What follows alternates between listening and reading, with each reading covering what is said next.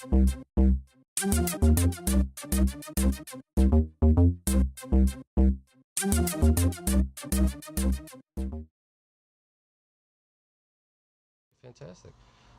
So I read a lot about you the last couple days here, and I'm in Michigan, and it looks like you grew up in Holt, Michigan, I did. which is, I imagine, kind of a small town. I haven't actually been there, but It's a very small town. It's one of those towns where everybody probably knows what everybody's doing. oh no, okay, all right. Oh my goodness. And then when you were 18, I take it you saved up some money and moved to New York. Yeah, I didn't save up much to tell you the truth. I was always dying to move to a big city, and I literally just kind of hopped in my car on my 18th birthday with $350 and came to New York City. Wow, wow, that Yeah. is, that's pretty awesome. How did you make it out there? What's that? How did you make it out there? Did you find a job, or did you live with some friends, maybe something Yeah, like that? at the Or time, at the time I was working at a restaurant called Hula Hands, okay. which is a chain. So I actually transferred, and so I had a job when I came here. Working at Hula Hands as a Oh, nice. cocktail waitress. Nothing big, but at least I knew that I had something to put some money in my pocket. Yeah, that's fantastic. Nice. And then you went to school for fashion design. Yeah, I went For to FIT. okay, very nice. And then after that, you became a model for, um, I assume for a good good amount of time.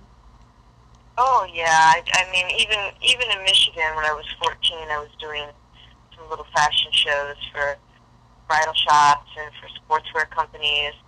And I really didn't plan on doing that when I came to New York, but I was working in the leather and fur business, and part of what they wanted me to do was to model their coats, like at the Javits Center when they had their big conventions. So I Hmm. kind of just got recruited into that. People approached me, and at the time, I think I was making $350 a week working there. And then with the modeling jobs, you didn't have them all every day, but when you did have them, it was the same amount or more for one day.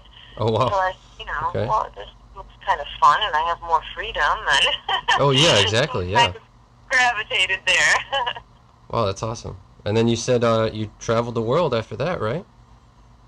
Yeah, and I would say that Dustin really, I think, is the biggest perk in my mind in Uh huh. terms of what modeling can offer, because it's just such a great way to travel and see the world and actually spend time in countries and really get to know what the culture is. You develop some friends and you really get a feel for it. It's not just like going on vacation for a week or something. You're there for a few months Oh and you okay. really see the differences in the culture, and you learn. I think you learn a lot about life when you're able to learn about different cultures and how people think, and it just opens up your mind in a very big way.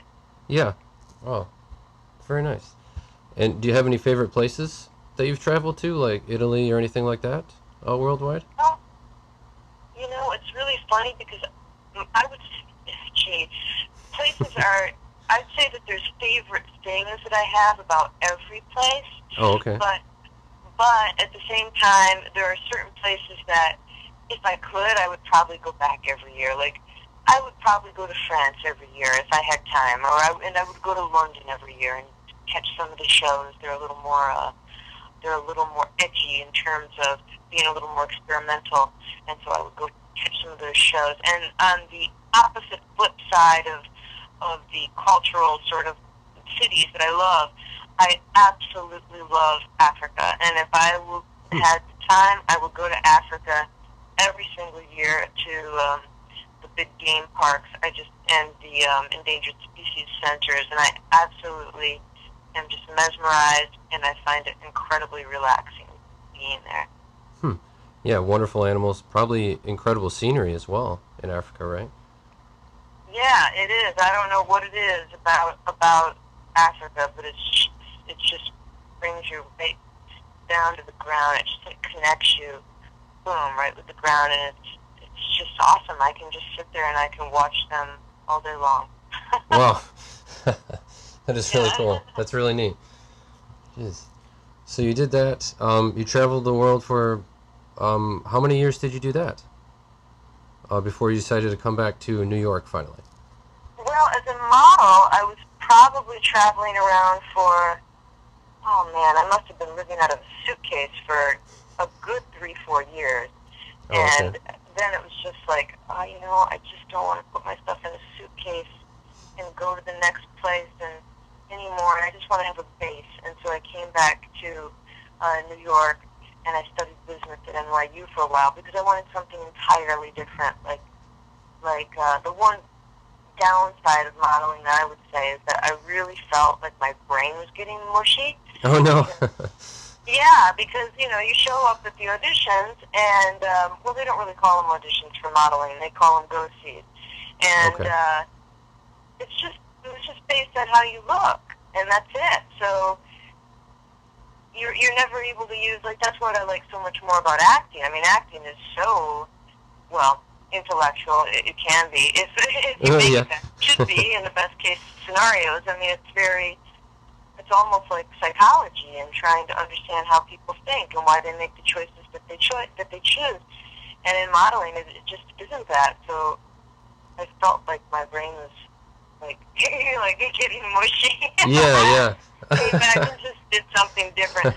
But I love posing for a camera, but it just doesn't exercise your brain at Right, all. yeah. Oh, and you can't use all the things that you've learned going to all these other places as well, right? So, Right, exactly. wow, very nice. And then, so after that, you got into the housing market, Yeah, and I did. I mean, I was doing some acting for a few years, and at the time, I was kind of like, I was doing modeling, and I was starting to learn about acting, but I wasn't doing a lot of acting because I still was kind of like in the model framework of mine, where if you're not going to pay me, I'm not going to come out. And when you first start acting, largely people don't really pay you when you first go out there.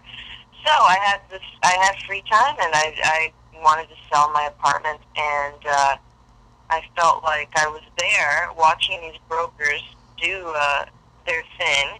And the truth is, I said, I can do this just as well as they can. I mm-hmm. like talking to people. I like showing the place.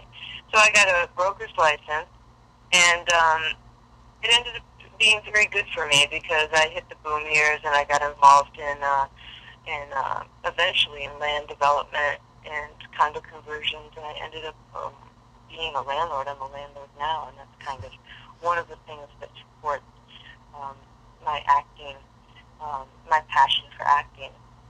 Hmm, that's great. Plus, I guess you have some residual income, so that you don't have to, I guess, worry so much, right, about the next I acting don't job have and to that kind of worry at thing. all. I don't, and it's so, it makes such a big difference for me, Dustin. I know when I was in the industry the first time, it was just so much stress being in an audition room and, oh my God, I got to get this, or else how am I going to pay the rent, and Yep. what's going to happen to me? I'm not going to have anything for retirement, and it was very stressful to me, and it's just not a good place to come from creatively because it was almost inescapable, and so I ended up being in real estate for a good 7 or 8 years, and like I said, I was lucky, and I hit the boom years, and I also am gutsy, and I made some choices that ended up good.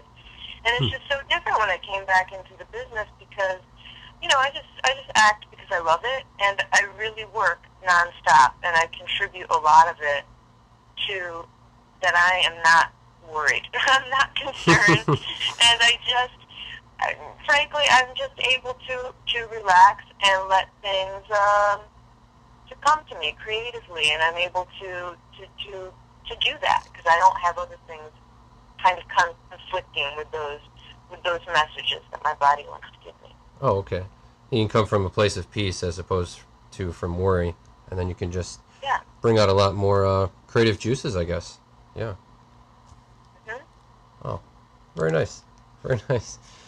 So I was also reading since then, you've been in over 100 different movies and commercials, and you've been on Broadway as well. I've done done off Broadway, but I haven't done Broadway yet. That Oh, okay. is definitely on my goal list. Well, that would be excellent. Yeah. Okay. Yes. So, oh, sorry. Go ahead. No, I was just going to say that one time I had a friend that was in a Broadway show, and I went up onto the Broadway stage, and just the feeling of looking out over all of those 1,500 seats, it's something else. I mean, I've been in 250 seat houses, but a 1,500 seat house is a whole different perspective from that stage. So, kind of know what it feels like just having stood on that stage, and that's right. That's where I'm envisioning myself going in the future. Yeah. Awesome. Awesome. I was watching some of your commercials as well. I watched one today. It actually had me laughing out loud. It was so good. It was the one you did called The Taxed and the Reckless.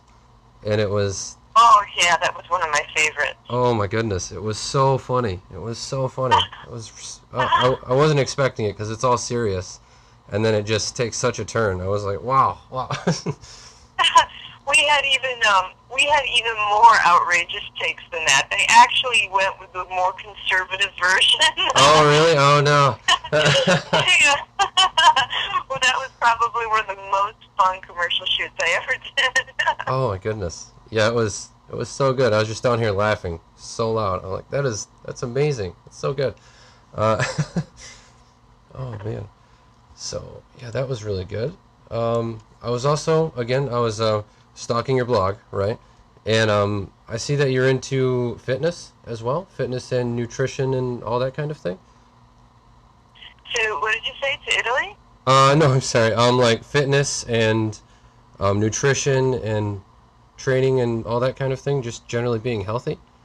Oh yeah, I'm very impassioned by. I'm very passionate about that as well, and I've been doing these bikini contests for, I guess I did 5 of them last year and 1 the year before, and I just feel very, very strongly about putting the most quality foods that you possibly can in your body, and I found that when I stopped eating sugar and flour and processed things, that so many issues that I had health-wise, even things that I didn't know that I had, but later when I didn't have them anymore, I said, wow, I don't have this anymore. So I just feel very strongly about that. If you're into fitness or not, I just think that eventually, I really think it's the best thing for your body, health-wise and energy-wise, and for all kinds of little things, mood swings and everything. It's a big commitment to make, but yeah, I believe strongly in that, and I believe strongly in being strong. Fitness-wise too. Yeah. Strong and flexible, and I find it exciting. Wow. Plus, yeah, when you have all these previous, like fatigue and, as you said, mood swings, all that stuff just disappears suddenly. That's probably enough evidence right there, right? It's funny, and you don't even know sometimes that you have these things until later. You're like, wow. I was like, wow. I used to wake up with leg cramps and cramps in my spine, and wow, oh my God, I haven't had that in like a year and a half. How strange. Yeah. Or I used to always have like sniffles all the time, and now I haven't had that in a year and a half. Isn't that odd? Yeah. You just take it for granted that you have these things, but you don't really have to.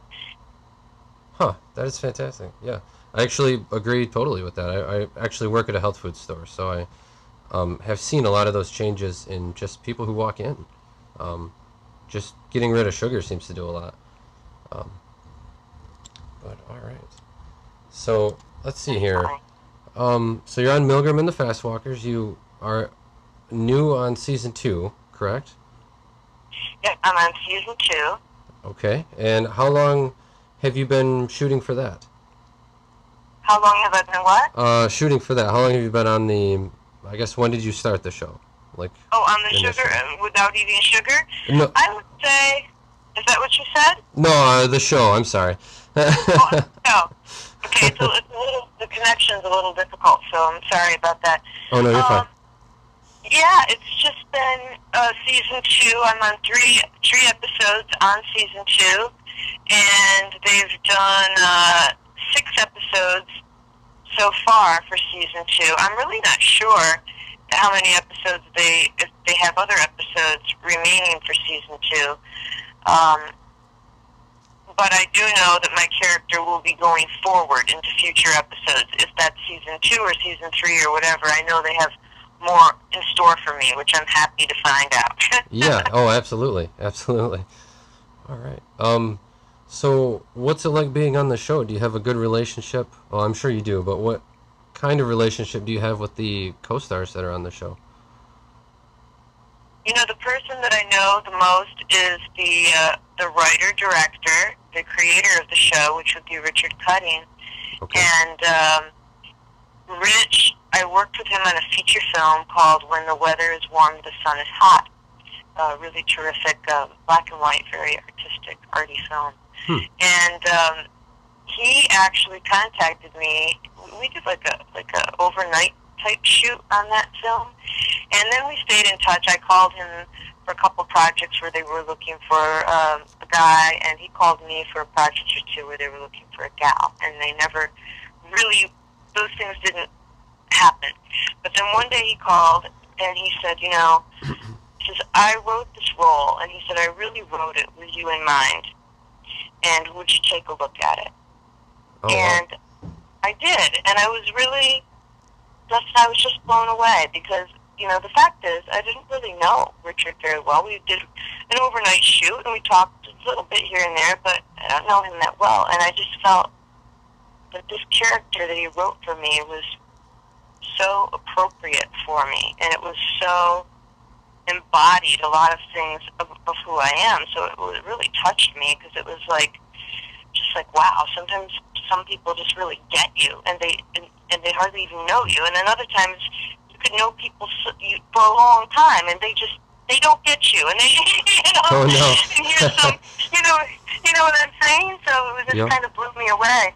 And he was just terrific to work with in every way, as just because of his background as an actor. He's a terrific director as well. The series is up for the Holly Web, so it was nominated for that, for best web series. Nice. And Rich was also nominated as best actor, and the show was also nominated for best special effects. So that's my experience with Rich, and the other people that I've had the pleasure of working with so far. Earl, he's one of the producers on the show, and he's just the sweetest. He plays the guy in the bar who's behind the bar. Okay. He's also one of the he's also one of the producers of the show. Wow, nice. Just incredibly sweet. And then the two young girls, they were in one of the scenes with me. Sweet, just kind. I've had nothing but good experiences. And I did a radio show last week for Salon Radio, which has like a 70,000 listenership. And Danielle Davey also went on the radio show with me. And everyone's just been so kind and supportive, and I hope that I'm able to do more scenes with them in the future, is all I can say. All right. Wow, that is fantastic. Let's see here. What else? Prior to getting on the set and working with all these wonderful people, do you do like group warm-up exercises, or do you just do them by yourself, or how does that kind of work, like pre-show, I guess? No, we didn't do anything formal, and I guess every actor is always different. I mean, I could be working with one actor one day, and maybe that actor wants to run lines, and or maybe they want to do some sort of Linklater exercises or something. Yeah. And then you'll have another one who's just like, no, I just want it to be fresh. I don't want to, and I kind of just go with the flow. I tend to like to run the lines a little bit just to make sure that it's like boom, boom off the top of my head. Yeah. But we didn't really have anything formal outside of that. We didn't do, like, I know in some films we'll meet before and maybe we'll do some improv. before we even get into shooting. Oh, But okay. this one, we just kind of showed up and we just kind of did it. We just kind of went with it. Oh, okay. Nice. Yeah. Nice. And so I think that the takes, we probably did a few more takes than a lot of independent projects. A lot of independent projects might only do 2 takes because they'll rehearse a lot of it in advance. We really may have done like 7 or 8 takes, and I felt that the takes generally would get stronger as they went along because we kind of just shot it as we went. Nice. And kind of fill each other out as you're doing the scene, that kind of thing. Exactly, right. Nice. That's awesome. If it doesn't give away too much, how is your character, Claire, kind of similar to you? Yeah, that's it. Well, I mean, a couple of things. She's, first of all, she's very eclectic in the way she thinks and in the way she dresses, which I also tend to be. I always have been. I just kind of go according to whatever the mood I have in terms of dress or fashion. I love fashion, and this character does too. Although for her, it's not about following a trend. It's really about personal self-expression. Mm-hmm. And I've always had that kind of quality as well, even when I was a teenager in Holt, or even younger than a teenager. Oh, no. Definitely, yeah. So definitely that. And the other thing about her is that she worked in a man's world for quite some time in investment banking. Mm-hmm. And I mean, I did as well. I worked in commercial real estate, which was like 60 men, and I think there were 3 women. And I felt very comfortable in that environment, just as Claire does. And the other thing is, she really doesn't care what other people think. Right, right. And I definitely have that quality about me where, you know, I know I've got to do what's right for me, and and I'm not really worried about making everybody happy. Yeah. So those would be some of the things that we have in common. And she also has a lot of empathy for other people, which I feel that I do too. Yeah. Wow. Very nice. Do you have any? Well, I guess you already told us one good story, but do you have any other maybe stories or funny stories that stand out from your time on the show? I really don't. Probably the funniest story was in a radio show that I just did because the 2 gals that ran it just kept hitting me up to try to get them on the show. Oh, no. And they were like, I was like, well, you know, I think Rich is becoming available. And they were like, what are you suggesting, Victoria? Are you suggesting that I sleep my way to the top? And I was like, well, you said it, Q, not me. Oh, no. Yeah. It was probably one of the most fun. You know, when we got on the set, we were pretty much like just down to business. We had a lot to do in a short amount of time.